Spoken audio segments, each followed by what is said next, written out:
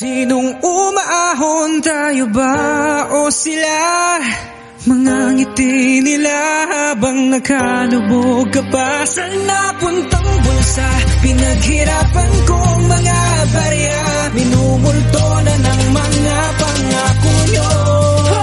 Makinig kayo. Wala nang bago, sige bulsa pa ng pondo. Ang kaso nga lang ang mga tao hindi na bobo. Kung paulit-ulit na lang ang pangakot panluloko, nakakawalang gana na lang talagang bumoto.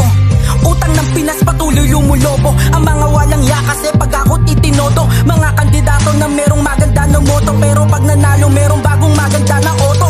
Problema ng bansa hindi matugunan, korupsyon at kahirapan na hindi matuldukan. Pag ang pera ng kaban ng bayan ay natuyuan, makikita mo sila kanya-kanya ng turuan. Kaya kahit magsikap ang mahirap ay palaging talo, tapos na naawan pa ng nakaupong payaso. Kahit pa na mag-ingay para sa kanila wala to, mga bingi-bingihan sa aming makinig.